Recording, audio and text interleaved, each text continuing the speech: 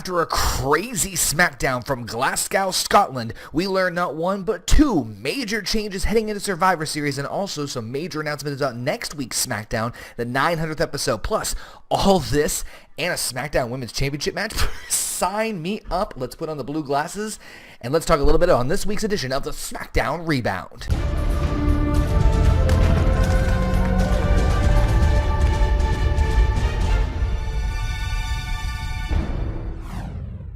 Hello everybody, my name is Connor, OKayFabe, and welcome back, ladies and gentlemen, right here on OneWrestling.com, and of course, One Wrestling Video YouTube channel for another edition of the Smackdown ReBound, where here we're going to break everything and anything down that pertains to SmackDown Live. I want to thank you guys once again for tuning in to this particular video, as we're going to take down all the stuff that happened on this week's SmackDown, and boy, my heart is pumping, my heart is racing, there's so much to talk about.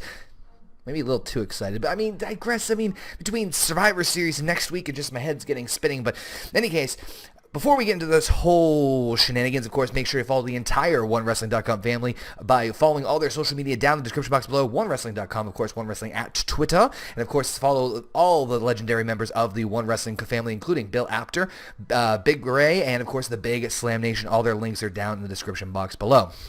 Now, before we get into SmackDown, I do want to talk to you guys on a much more serious note. For those of you who are subscribed here to the channel or are made unaware, unfortunately we did lose a member of the OneWrestling.com family a couple of weeks ago. Of course, I'm talking about the King of Old School, Mr. Bill Schuyler.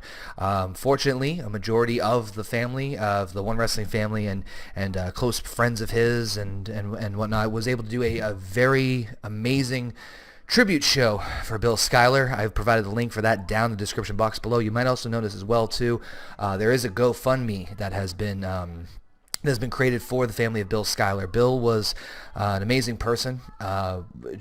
He was such a kind, sweet, caring person, funny, amazing, fantastic knowledge, and it's a travesty that this happened, that Bill was taken from us too soon.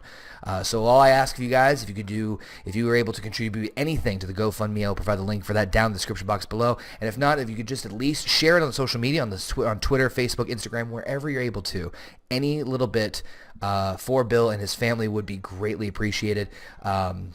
Just looking to do something to give back for what Bill has given to all of us, and hopefully you as well too, watching this video right now. So I want to just take that time to let you guys know about that. And Bill Skyler, I've only known you for a brief time.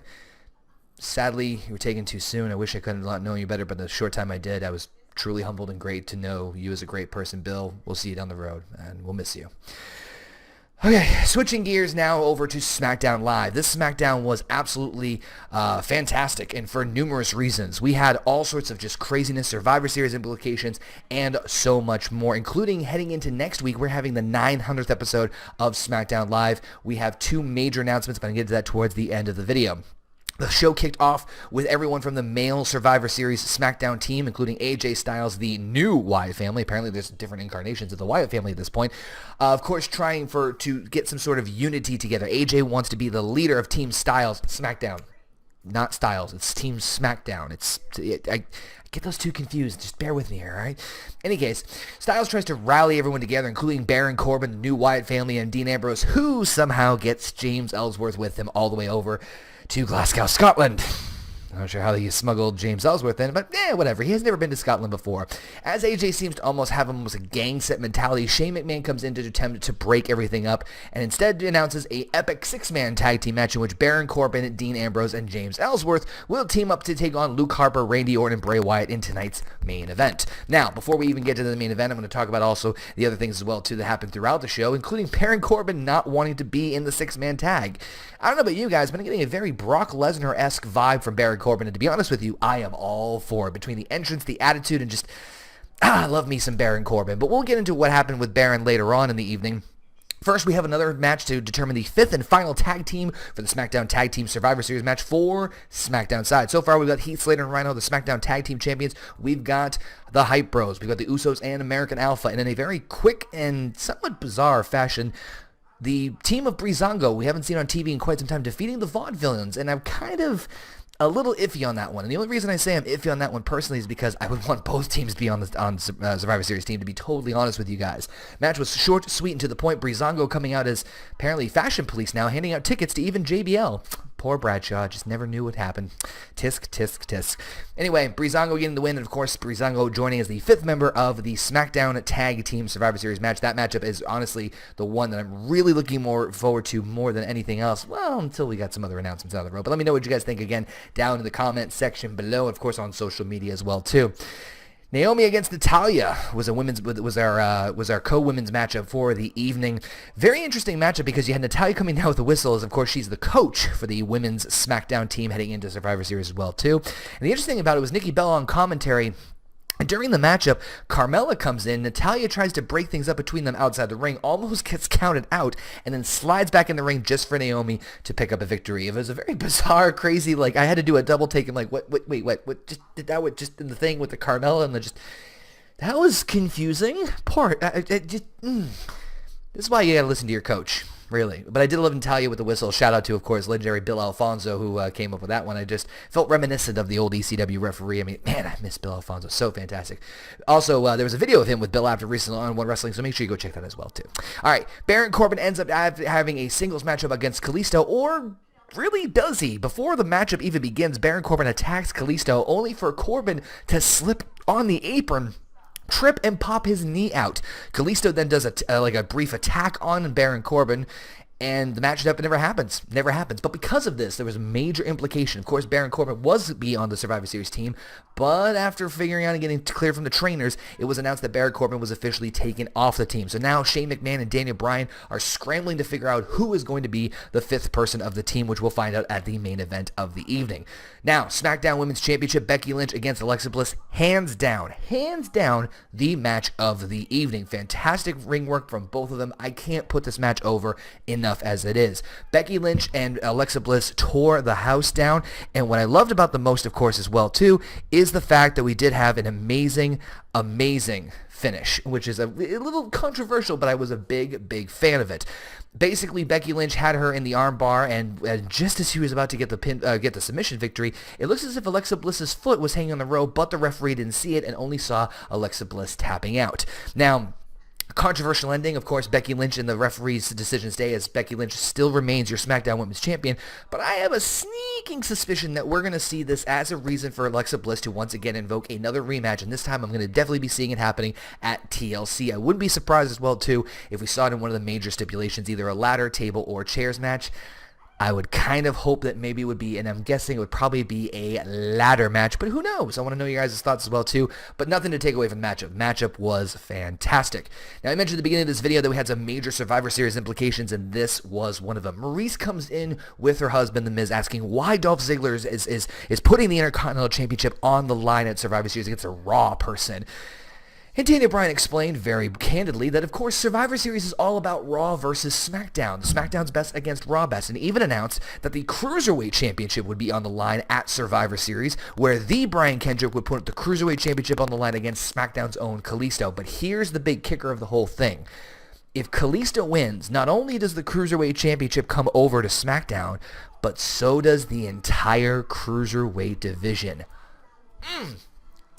You guys know me very well. I am a huge fan of the Cruiserweights and the Cruiserweight action over in WWE, and I hope this really happens. But instead of that, Daniel Bryan says, fine, Miz, you want a chance and opportunity for the Intercontinental Championship so badly? You have one last chance. Next week on SmackDown, Miz versus Ziggler. It's going to happen for the Intercontinental Championship right before Ziggler has to defend it against Sami Zayn. So next week's SmackDown is shaping up to be pretty interesting, and I'll talk more about that right after we get to the main event. We have another matchup between Apollo Crews and Curt Hawkins. In surprising fashion, Curt Hawkins actually gets the victory.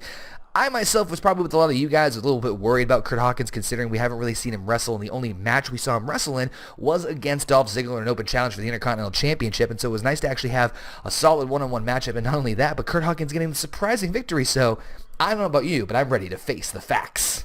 That was a horrible cheat, just horrid. I can't do what he does. I don't have the cane. It just can't be done. Six-man tag team action saw Bray Wyatt, Luke Harper, and Randy Orton take on the team of Dean Ambrose, James Ellsworth, and Kane. That's right. Daniel Bryan making the replacement for Baron Corbin. Kane instead. And Kane telling Ellsworth before the whole match happened, don't tag in. Wyatt and Dean Ambrose and Kane basically going back and forth between all 5 of them, and ultimately the hot tag was to James Ellsworth. The entire Glasgow, Scotland crowd on their feet waiting for that moment where James Ellsworth gets in. And not only does he get in, he's about to deliver no chin music, and just as he's about to hit that devastating move, Bray Wyatt hits Sister Abigail and gets the pinfall victory for the team. Man, so close, so close, so close. But here comes the real interesting part about this whole thing.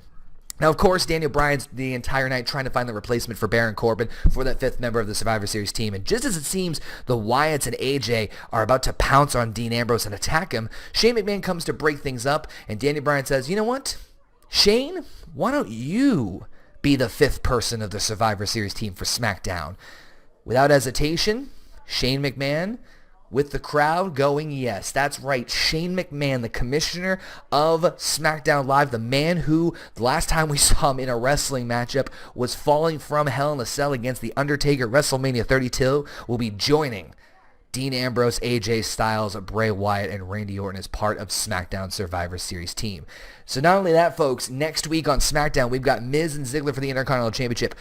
Hall of Famer, WWE Hall of Famer Edge is coming back with the Cutting Edge show, and we get to see, speaking of WrestleMania 32, The Undertaker is set to return on the historic 900th edition of SmackDown Live next week. Before we get into a little speculation about that one, I gotta tell you, I was really pumped up for this SmackDown. It was a little iffy with some of the matches in between, but I thoroughly enjoyed this show.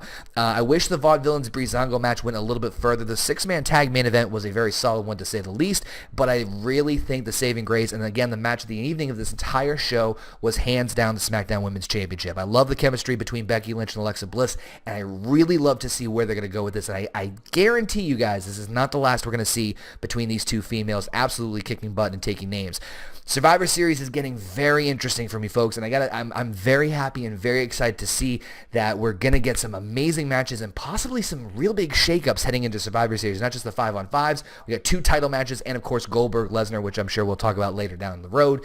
Next week's SmackDown's got me all pumped up as well too, particularly Undertaker and Edge. I think Edge will be a fun reminiscence of old memory lane. I think the Intercontinental Championship matchup will be good, but I'm really, really hopeful and curious to see what role the Undertaker will play next week on SmackDown. But enough of my jibber jabber, guys. It's time for you guys over on the One Wrestling Video YouTube channel to tune in. What do you guys think of this week's SmackDown Live? Did you guys like it? Didn't like it? What was your favorite matchup, least favorite matchup? And of course, are you guys excited for Survivor Series? I know about a week away or so. Let me know your thoughts again down in the comment section below. Hit us up on the social media. Again, all those links are provided in the description box below. Twitter, Facebook, all that craziness. Make sure if you guys haven't subscribed to One Wrestling already, what are you waiting for? Hit that subscribe button. Hit that like button. Share this video to the world.